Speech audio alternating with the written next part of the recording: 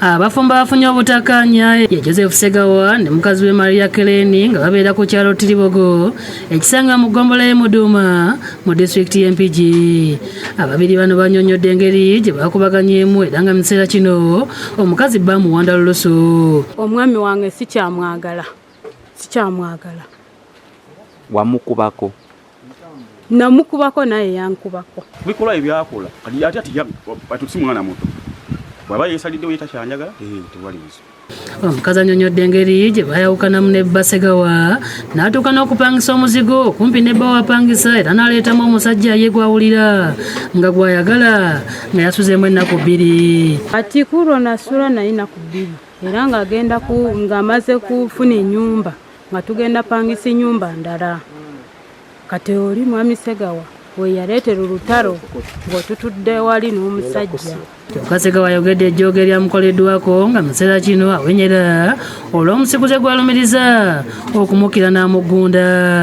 Mukyala nga kati ngenda mu nnimiro nga nva okukola ng'amasango omusajja aleze ali ne mukyala wange amuleze weetayi bati. Oyo mwami Segawa kwe kukwata omuggo kwe kunkuba omuggo. Kati yemala kunkuba omuggo kati abase bano kwe kuntaasa. Ninga mukyala ne mugamba mukyala wange oyo omusajja bbaawo oba bali batudde awo olutalo kwe lwava. Kati olwamubuuza bwe bati tewali kubuuza konna.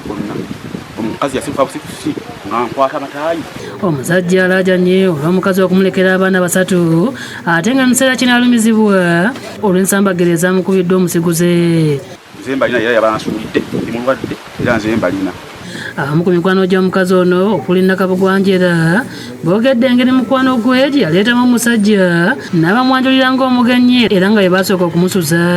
Namuleeta kituufu nze namunenyaako naye era nnyumba y'emu naye emizigo gyawukanye neera nze namunenyaako we namala okumunenyaako kwe kugamba nti akole ki atandikwa assule mu nju. Nze nali mwagala kati ye ate nakati agambye takyanjagala. Naye nze kimanyi ndeeta kitakindaganga nti takikola ki tanjagala.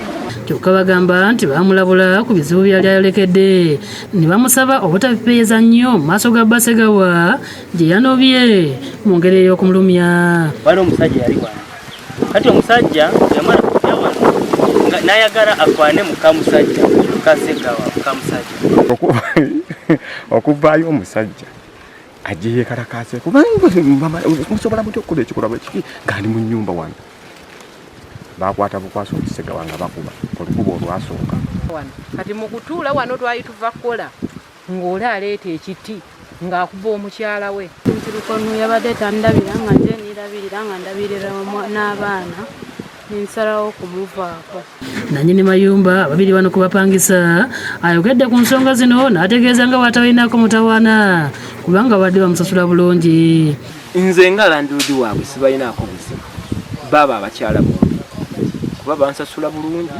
Nsooka okuvumirira baganda bange naddala abakyala abendera okumpi olina wano omusajja ate n'oyendera wano.